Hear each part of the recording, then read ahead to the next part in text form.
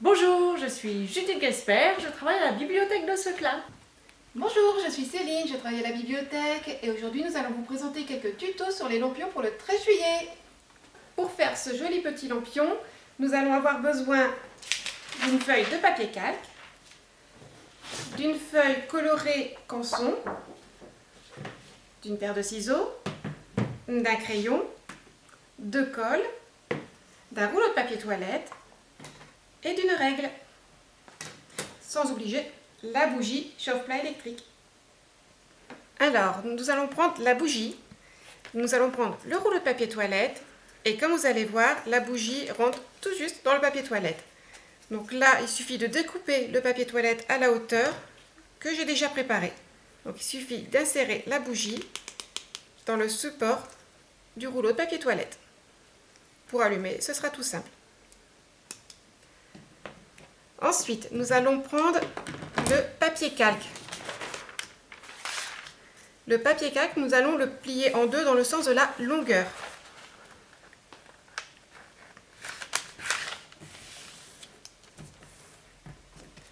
Et de là, nous allons couper le papier en deux selon le trait que nous avons fait au pli.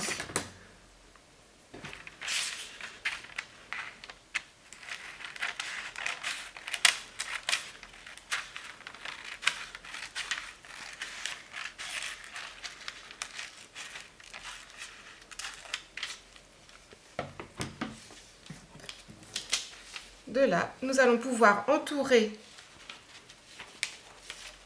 le rouleau de papier toilette et la bougie avec le papier calque tout autour. Alors là, nous allons prendre la colle et tout simplement mettre de la colle le long du carton du papier toilette qui entoure la bougie.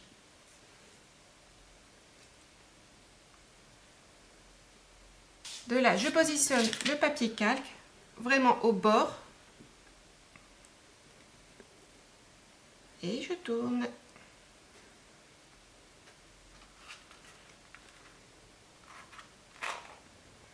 Quand j'arrive au bord du papier calque, je remets de la colle pour la suite.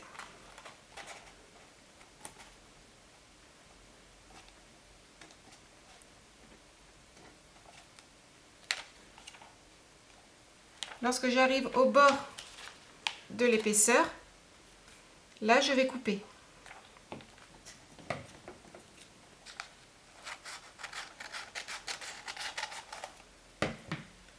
Hop, je remets un peu de colle. Et voilà, nous avons notre base avec le papier calque.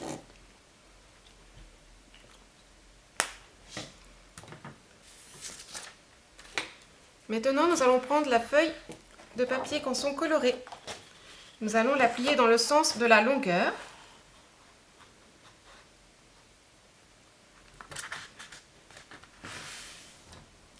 On plie sans trop marquer le pli. Là, on va prendre la mesure du tour dont nous avons besoin. Hop. Je vais faire un petit repère avec mon crayon.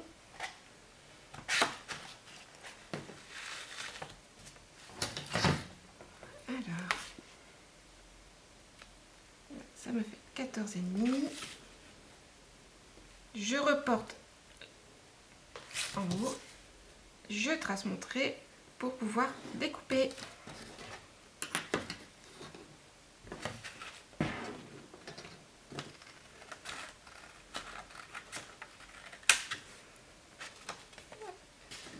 Alors maintenant, nous allons faire les repères. Donc 2 cm dans la partie qui s'ouvre.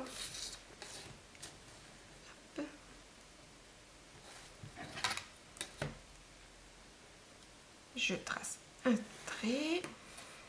Et de là, je vais prendre du bord jusqu'à la fin des languettes de 1,5 cm. Donc tous les 1,5 cm, je fais un petit trait.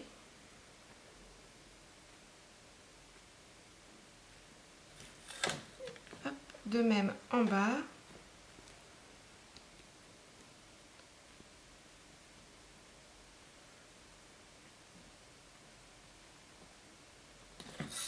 Et je trace mes languettes.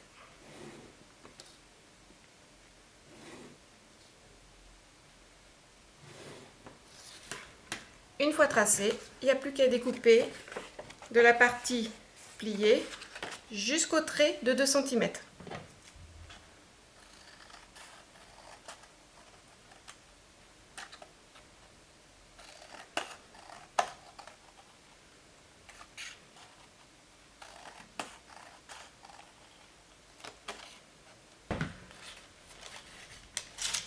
Voilà. Là, on replie dans l'autre sens pour éviter de voir les traces de crayon. Ensuite, vous prenez la bougie.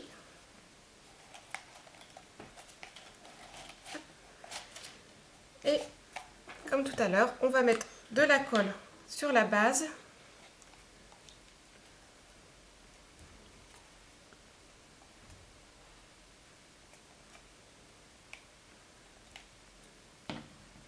Et on colle le papier.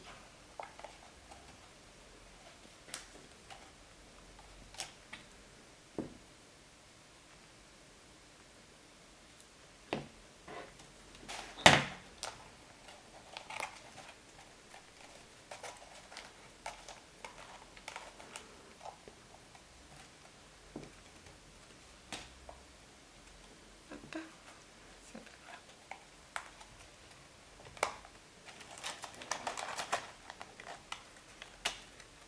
On prend l'autre bout.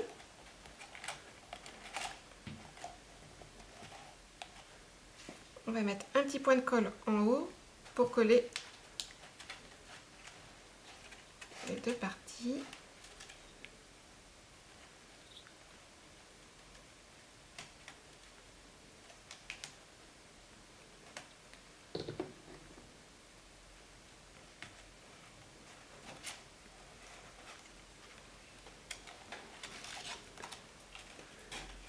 Alors, quand les deux parties sont recollées, il suffit de baisser la partie du haut.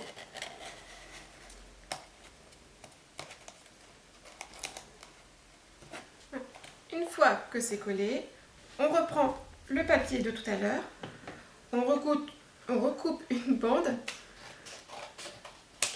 Hop, qui va servir pour la anse. Alors, on met un peu de colle.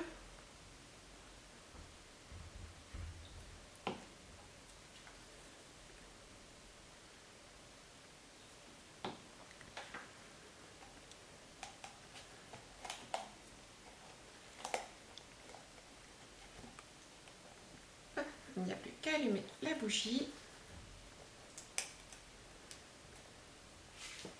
Et voilà! Et pour ma part, je vais vous présenter un autre petit tuto tout simple. Je vais vous présenter ce lampion-ci. J'en profite pour vous montrer, on va avoir d'autres idées qu'on va vous partager. On va peut-être même enrichir un petit peu à la fois avec des idées de lampions, principalement des lampions de récup. Regardez, celui-ci c'est juste un pot de yaourt avec une ficelle, c'est vraiment très facile. Pour le mien, il va vous falloir une petite perforatrice. Si vous n'en avez pas, vous pouvez passer à la bibliothèque avec votre papier préparé. Je vous dirai à quelle étape vous pourrez passer avec votre papier et on vous fera des petites images sur votre lampion. Il vous faut un papier cartonné qui mesure 19 cm sur 12,5. Il vous faut de la colle, celle que vous préférez. J'aurais tendance à vous conseiller de la colle blanche, mais vous allez la trouver dans n'importe quel supermarché, etc. On bataille un peu moins avec. Il vous faut un petit outil pour marquer des plis. Si vous n'avez pas le même genre que le mien, c'est juste une pointe ronde. Vous pouvez prendre le dos d'un couteau à beurre, ça ira très bien aussi. Une règle et puis un petit morceau de ficelle. Votre papier cartonné de 19 cm sur 12,5. Alors moi je triche, j'ai un marquage ici, je vais le mettre dans votre sens pour que vous voyez mieux. Je vais le placer dans le coin ici et je vais utiliser mes repères. Avec ma règle, je vais m'appuyer dessus et en fait c'est comme si je dessinais une ligne, c'est juste que mon quadrillage va m'aider à avoir une ligne à peu près droite. Je vais faire mon premier pli à 4 cm et demi. Et donc je fais un trait comme si j'écrivais avec un crayon. Le suivant va être à 9 cm, un deuxième trait, le suivant à 13,5 et hop, et le dernier à 18. J'imagine que si vous aimez les maths, vous l'aurez deviné. Je place ensuite mon papier en paysage, comme on dit, en photo. Et là, je vais marquer un trait, un pli, en fait, à 4 cm et demi. Ce petit outil magique, ce qui est merveilleux, c'est qu'il va vous permettre, du coup, donc même avec un dos de couteau, il va vous permettre de marquer, regardez-moi ça, comme c'est facile et déconcertant. Vos plis vont se faire tout seuls et vous allez avoir une boîte. Si vous avez envie de bien marquer votre pli, vous pouvez utiliser la règle, le dos de l'ongle, etc. Ça marchera très bien. Vous allez ensuite pouvoir découper. Vous allez enlever la petite bande qui se trouve ici sur le côté. Elle ne nous sert à rien. Et puis, pour que les finitions soient jolies, vous allez couper en biais ici et puis tout en haut. Ensuite, pour que vous vous représentiez un peu ce que ça va être, ici, c'est le fond de la boîte. Donc, on a besoin que ces morceaux-ci soient découpés. À nouveau, si vous voulez une jolie finition, vous découpez de part et d'autre du pli que vous venez de marquer et vous enlevez le petit bout ici qui ne sert à rien. Ça ne changera pas la donne de façon extraordinaire, ça veut juste dire que vous n'aurez pas de petits morceaux qui rebiquent, comme on dit par chez nous. Et le dernier, je lui fais le même traitement.